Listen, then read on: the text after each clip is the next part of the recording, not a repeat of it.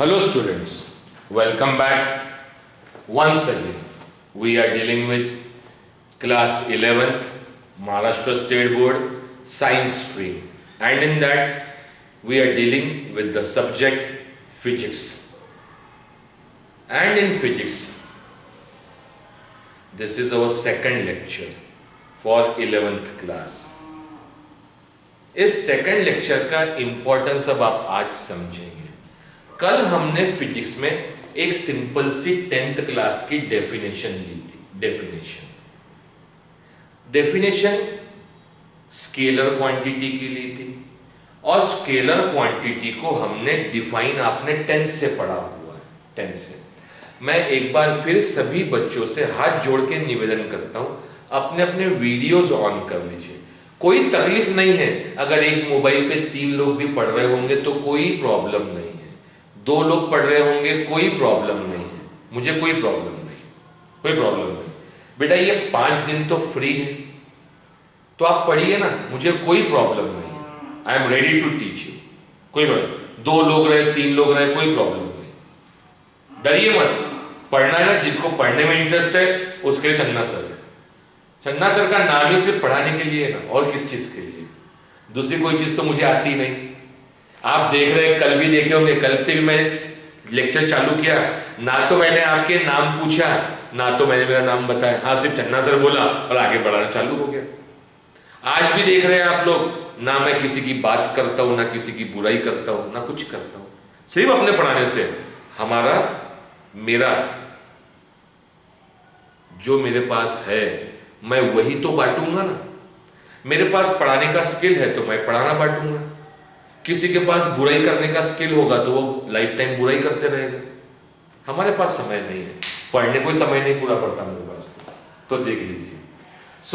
कल हमने डेफिनेशन पढ़ा था स्केलर क्वांटिटी का। स्केलर क्वांटिटी किसे कहते हैं? स्केलर क्वांटिटी तो कल हमने बड़े शानदार तरीके से सीखा हुआ है। अ physical quantity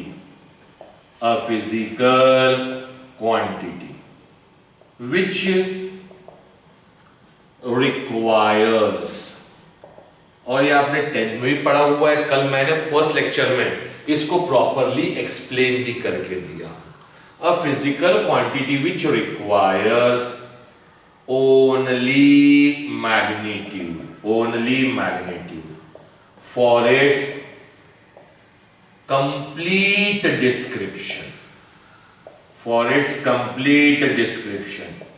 is known as scalar quantity।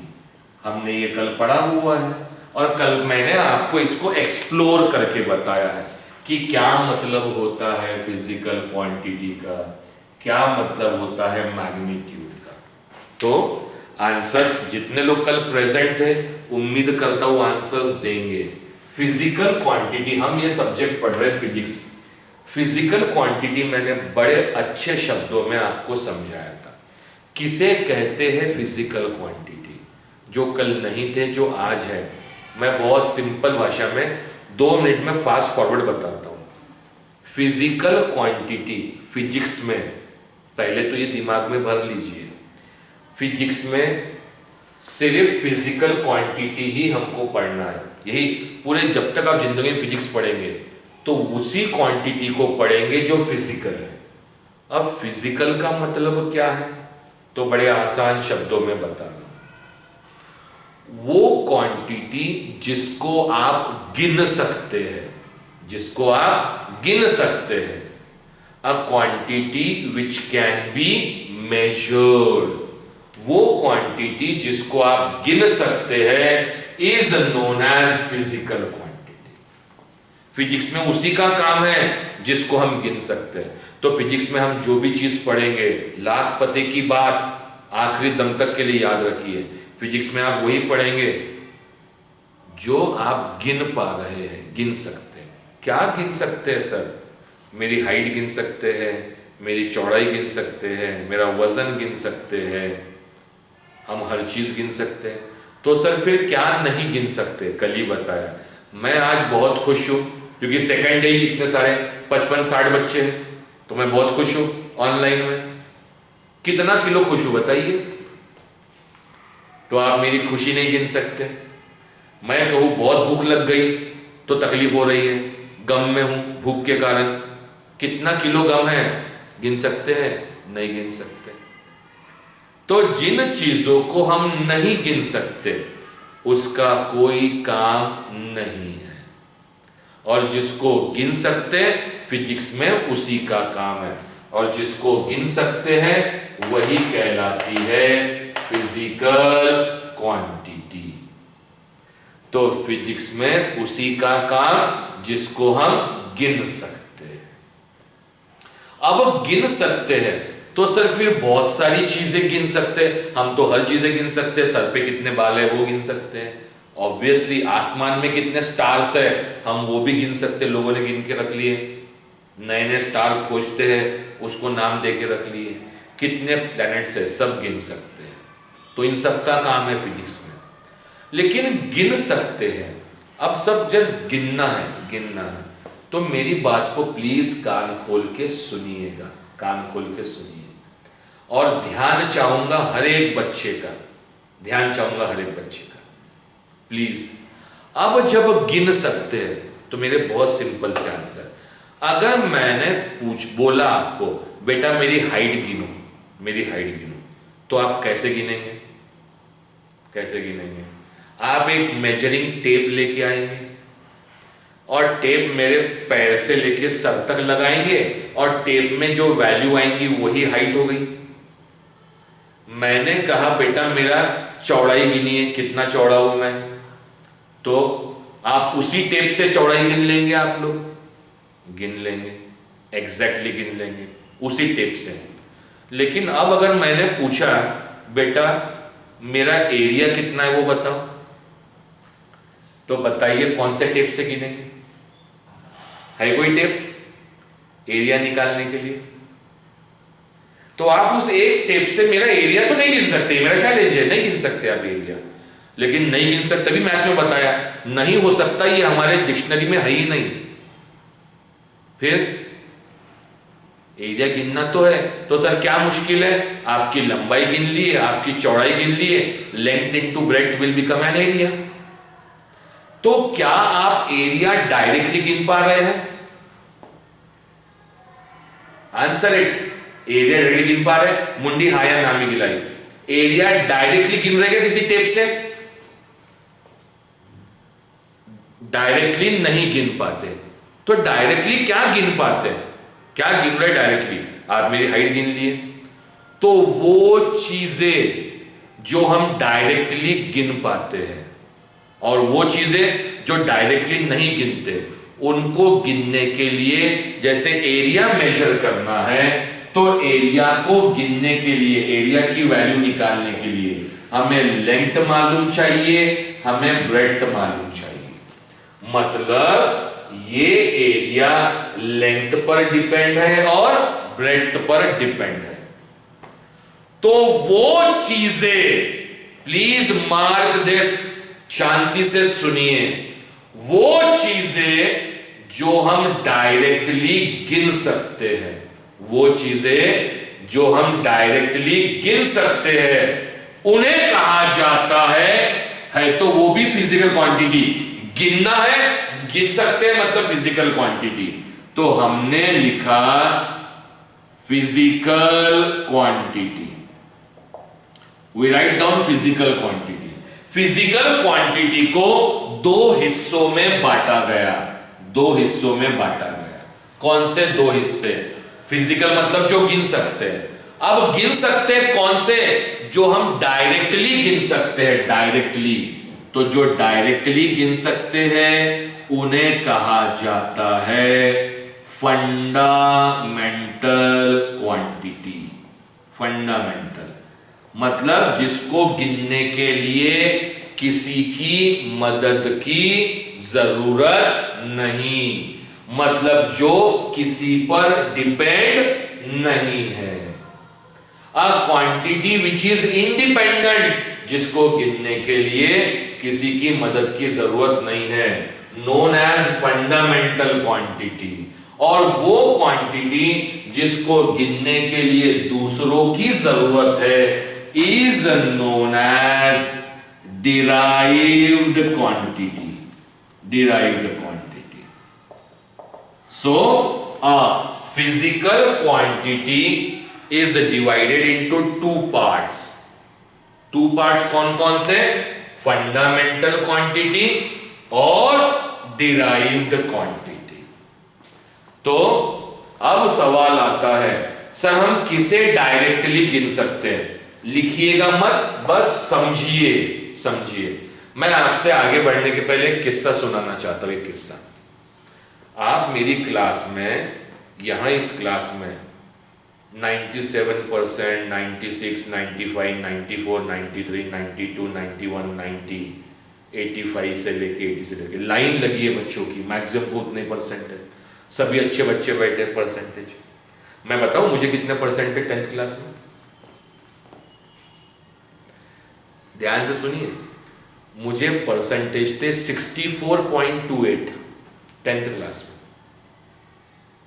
64.28। आपको हंसी आएगी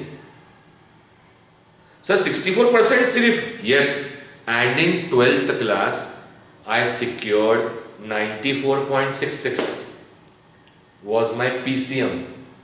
मैथ्स में 100 में से 100, फिजिक्स में 95, केमिस्ट्री में 89। सर ऐसा कैसा?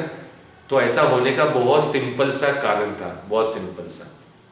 मैंने 100% ध्यान दिया टीचर क्या पढ़ा रहे हैं, मैंने 100% ध्यान दिया। और जो मुझे नहीं समझता तो टीचर को पूछो, और अगर टीचर भी कैपेबल नहीं है तो बुक्स में ढूंढो। मैंने बहुत मेहनत किया, मेरा 2 साल पूरा फोकस था पढ़ाई पर, सिर्फ पढ़ाई पर।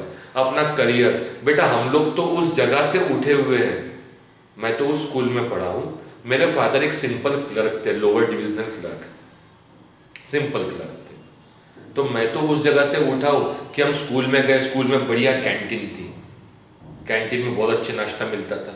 हमारे पास उतने पैसे, पॉकेट मनी भूल जाओ, तो मिलती नहीं थी। तो लोग जिनको पॉकेट मनी मिलती थी वो नाश्ता कर रहे हैं, हम देख रहे हैं। हम तो उस स्थितियों से भी आए हैं ना। तो अगर हमें हमारी स्थितियां अगर बदलना है, सुधारना है, तो हमारे पास एक ही वेपन है, एक ही अस्त्र है, एक ही शस्त्र है, वो है हमारा education. Education is a tool, it is a weapon जिससे हम अपनी लाइफ को चेंज कर सकते हैं। लेकिन ये एजुकेशन 2 तरीके का है। जैसे मार्केट में एजुकेशन होता है, और मैं अपने आप को अलग नहीं बताना चाहता हूं, लेकिन आप हैं, आप समझते हैं। मैं एजुकेशन, मेरे पास में एजुकेशन सिर्फ मार्क्स स्कोर करना है उसका नहीं है, वेरी सॉरी। मैं सिर्फ मार्क्स स्कोर नहीं करवाता, मैं चाहता हूं कि मैं जो पढ़ा रहा हूं वो सब आपको समझे, वो आप प्रैक्टिकली समझे करे, तो मजा है एजुकेशन का। यार मार्क्स तो आएंगे ही आएंगे, सवाल ही नहीं उठता। जिसको कंसेप्ट मालूम है उसके मार्क्स कहां जाएंगे, ये ध्यान रखिए आप लोग। इसलिए कंसेप्ट पे फोकस रहता है मेरा हमेशा, आगे समझिए। इसलिए लिखिए मत, ये सारे नोट्स दूंगा मैं आपको, सारे notes printed, no need to worry. और वो जो नोट्स डालूंगा ना मैं ग्रुप में, वो नोट्स जो डालूंगा, वो नोट्स तो इतने खतरनाक है, उस नोट्स के भरोसे आप नीट, जेई, वो आईसीएसई बोर्ड के नोट्स से, मेरा लेवल उतना है, और ये मेरी गारंटी, आपको नोट्स का हर पॉइंट समझेगा, मेरी ये भी गारंटी है। बस फोकस कीजिए। तो फिजिकल क्वांटिटी वो जो गिन सकते हैं, 2 पार्ट्स में डिवाइड किया। डायरेक्टली गिन सकते हैं, जिसको गिनने के लिए हमें किसी दूसरे की मदद लेने की जरूरत नहीं, known as a fundamental quantity. और जिसको गिनने के लिए दूसरे की मदद की जरूरत है is known as derived quantity, derived quantity. Clear हो गया सर हमको? फिर सर ऐसी क्या चीजें हैं जो हम डायरेक्टली गिन सकते हैं, जो हम डायरेक्टली गिन सकते हैं, ऐसी क्या चीजें हैं? तो देखिए, आप मेरी क्लास में हैं, मैं आपको समझा रहा हूं, बाहर किसी को बताना मत।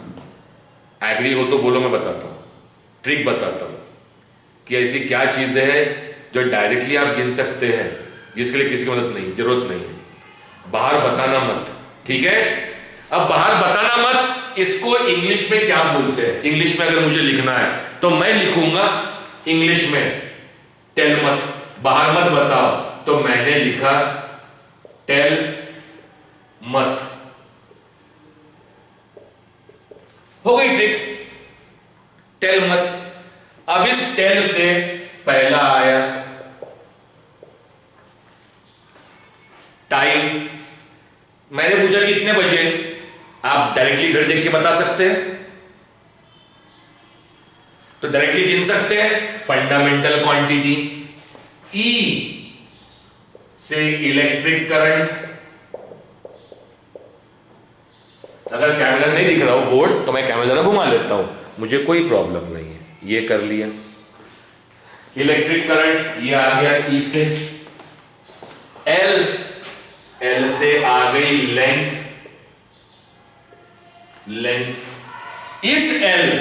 इस L से आ गया ल्यूमिनस इंटेंसिटी। सर अब ये प्रॉब्लम हो गया, क्या प्रॉब्लम हुआ? सर हमें ये तो मालूम है टाइम हम गिन सकते हैं, घर के वायर में कितना करंट जा रहा है, एक इंस्ट्रूमेंट लगा दो, बोलेंगे 2 एम्पियर करंट है, 3 एम्पियर। अरे इंस्ट्रूमेंट लगाने की भी जरूरत नहीं, आपके घर में अगर बटन लगी है, अच्छे कंपनी की बटन लगी है, तो बटन पे ही लिखा रहता 5 एम्पियर की बटन है, 10 एम्पियर की बटन है, 16 एम्पियर की बटन है, डायरेक्टली गिन के बताता है। तो इलेक्ट्रिक करंट, लेंथ मैंने बता दिया, लेंथ मेरी गिनना है, तो ये भी मेरी लेंथ है, लेंथ खड़े करके गिनोगे तो इसी लेंथ को हाइट कहलाएंगे, और आड़ा करके गिनोगे, मुझे सुला के गिनोगे तो उसी को आप चौड़ाई कहोगे। तो लेंथ हो, ब्रेड हो, हाइट हो, ये सभी लेंथ में गिनेंगे हम लोग, डायरेक्टली गिन सकते हैं। ये ल्यूमिनस इंटेंसिटी क्या है, तो सुनिएगा, इंटेंसिटी का मतलब क्या होता है, what do you mean by intensity. मैंने क्या किया, किसी एक लड़के को रखा, यहां एक कोई चीज है, ठीक है, एक लड़का है, एक कोई भी जिंदा आदमी है, ठीक है, मैंने रेत का छोटा सा कंकड़ लिया, रेत का कंकड़ को फेंक के मारा, वो आदमी सहन करेगा या नहीं करेगा? कर लेगा, छोटा सा कंकड़ है। बट उसी छोटे से कंकड़ की जगह मैंने उतने ही बड़े कंकड़ का साइज नहीं बढ़ाया, लेकिन कंकड़ मैंने बाल्टी भर लिया, बाल्टी भर एक बकेट में, अब उसको फेंक के मारा, तो क्या चुपचाप बैठेगा? न्यूटन का 3rd लॉ लगाएगा, एवरी एक्शन दे मेरे कान के नीचे इक्वल एंड अपोजिट रिएक्शन। तो क्या बढ़ गया? कंकड़ का साइज नहीं बढ़ा, कंकड़ की क्वांटिटी बढ़ गई, क्वांटिटी, मतलब उसे हम वर्ड कहते हैं इंटेंसिटी। मतलब अब इसको लाइट के टर्म में समझिए, ल्यूमिनस क्या होता है, इसको लाइट के टर्म में समझते हैं। बड़ा अच्छा समझा रहा हूं मैं आपको, ध्यान देके सीखिएगा। लाइट के टर्म में सुनिए मेरी बात ध्यान से। घर में बिजली चली गई और चन्ना सर ने बोले होमवर्क तो करना ही है, तो किसी के घर में अगर चार्जिंग वाले लाइट नहीं है, इन्वर्टर नहीं है, तो बेचारा वो क्या करेगा? मोमबत्ती जलाएगा। अब मोमबत्ती जलाया तो छोटी वाली मोमबत्ती जलाए तो उसकी लौ कम है, तो आजू बाजू का ही दिखेगा, सिर्फ इतना दिखेगा। बड़ी मोमबत्ती जलाओ तो ज्यादा उजाला होगा, क्योंकि रोशनी ज्यादा होगी, लाइट ज्यादा होगी। हैलोजन जलाए तो बड़ा वाला, तो पूरा घर देख सकता है। मतलब आप क्या बढ़ा रहे हैं? लाइट की रेज, ये हम बाद में पढ़ेंगे, लाइट की इंटेंसिटी बढ़ा रहे हैं, ज्यादा लाइट आ रही है। अब वो इंटेंसिटी कितनी है? लाइट के लिए हम वर्ड, चमक के लिए हम एक वर्ड यूज करते हैं, ल्यूमिनस। This is luminous. अगर आप मार्केट में क्लास खत्म होने के बाद जाएंगे मार्केट में और ट्यूबलाइट लेने जाएंगे, ट्यूबलाइट, तो वो जो रॉड है ना ट्यूबलाइट की, उस रॉड पे लिखा रहता ल्यूमिनस। ल्यूमिनस मतलब वो चमकता है। क्यों चमकता है ये भी मैं फिजिक्स में सिखाऊंगा, क्यों चमकता है ये भी हमारे कोर्स में। तो हम वो कितना ज्यादा चमकता है ये भी हम डायरेक्टली गिन सकते हैं। सर कैसे? अरे आप बल्ब लेते हैं तो वैसे ही तो गिन सकते हैं। बल्ब लिया, एलईडी लेना है भैया, 6 वॉट का देना बल्ब, 10 वॉट का देना, उसका पावर गिन रहे हैं। 20 वॉट का चाहिए, 40 वॉट की ट्यूबलाइट चाहिए, तो हम डायरेक्टली गिन सकते हैं उसकी इंटेंसिटी, ल्यूमिनस इंटेंसिटी।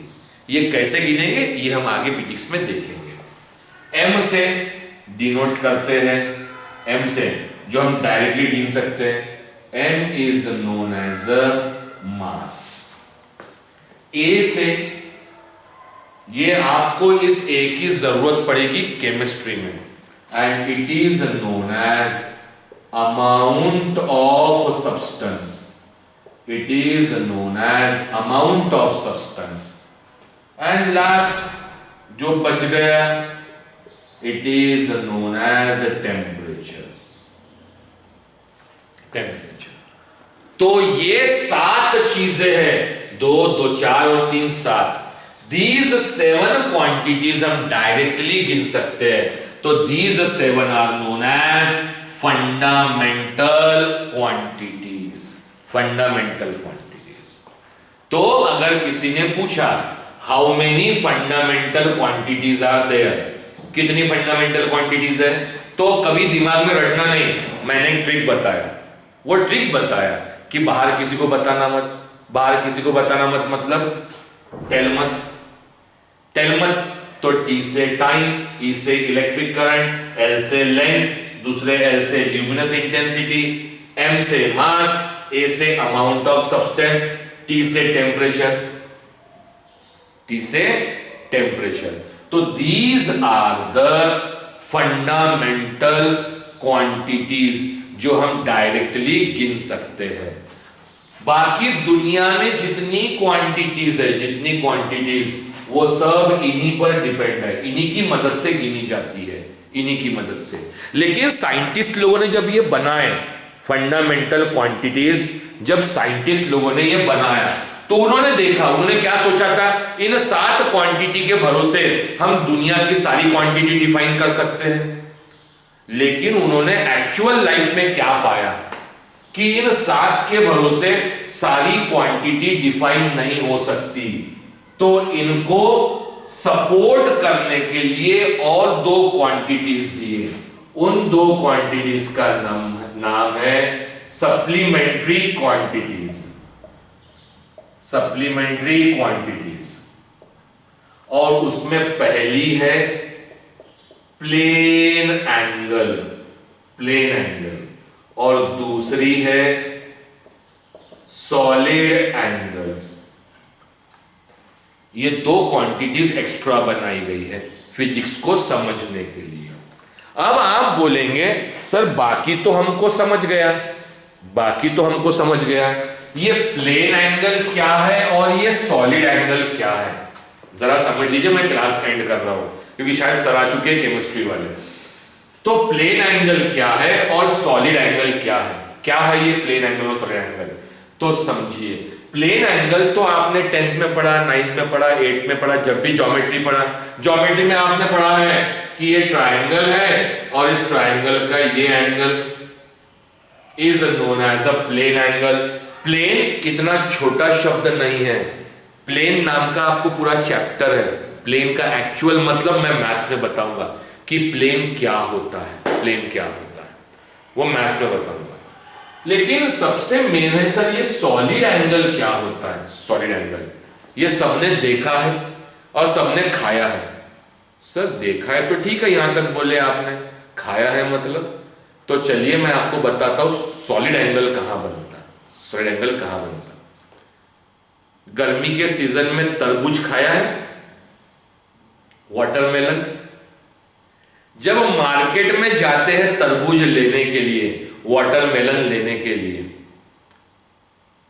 तो क्या हम कोई भी उठा के लाते हैं वाटरमेलन?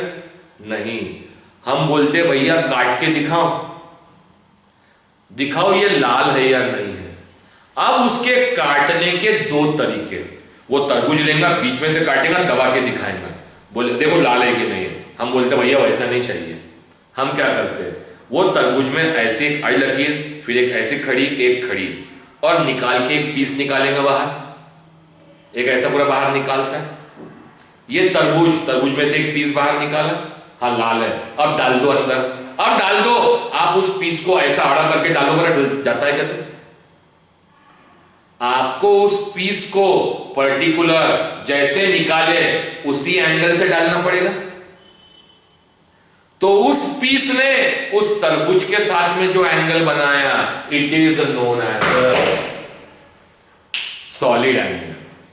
और सॉलिड एंगल होने के लिए तरबूज चाहिए। तरबूज आपको रियल में दिखता कि नहीं दिखता? दिखता है। तो तरबूज ये रियल है। रियल है मतलब वो 3 डायमेंशन है, मतलब उस तरबूज के पास वॉल्यूम है। और ये ट्रायंगल हमको रियल में नहीं दिखता, तो ये 2 डायमेंशन है। सर ये 3 डायमेंशन क्या है, 2 डायमेंशन क्या है? जिन्होंने मेरे कल के लेक्चर किए उनको मालूम है कि 3D क्या है और 2D क्या है। फिर दोबारा समझाऊंगा, जब वक्त आएगा तब समझाऊंगा। तो ये बेस है किसका? प्लेन एंगल सॉलिड एंगल का। 7 fundamental quantities, 2 supplementary quantities, 2 supplementary quantities. अब अगर मैं कहूं माइक शायद सबके चालू है, मैं देख लेता हूं, एक बार देख लेता हूं। नहीं, मैं चालू कर दिया, ठीक है। अब जब बोलूंगा तब आंसर देना, तब आंसर देना। अब मैंने बोला, मैं आपके घर में आया, बेटा 2 पानी पिलाओ। मेरे स्टेटमेंट पे ध्यान देना। बेटा 2 पानी पिलाओ। या आप मेरे घर में आए हैं, मेरे घर में दूध वाला आया, बेटा दूध वाले से 2 दूध ले लो। तो आपका सर पागल हो जाएगा, सर ये 2 क्या है, व्हाट इज दिस? 2 पानी लेके आओ, 2 चाय लेके आओ, 2 दूध लेके आओ, तो ये क्या है? तो जब मैं 2 बोला तो हमें ये समझ में नहीं आता। तो किसी भी चीज को समझाने के लिए मैंने कहा बेटा 2 लीटर पानी लेके आ जाओ, 1 लीटर दूध लेके आ जाओ। तो हमको किसी चीज को प्रॉपर बोलना है तो उस क्वांटिटी के साथ में एक चीज और बताना पड़ता है ताकि हमें क्लियरली समझ में आए। और जो हम उसके साथ में बताते हैं, क्या? लीटर, 1 किलो सब्जी लेके आओ, this is known as a unit, units. तो हम जो भी चीज फिजिक्स में गिनेंगे उसके साथ में हमेशा लगेगा यूनिट। और किसके क्या यूनिट होते हैं कई लोगों को मालूम है, लेकिन सिर्फ दिमाग में है, ध्यान है। वो यूनिट क्यों है इसके बारे में हम डिस्कशन करेंगे कल। Any doubt to anybody?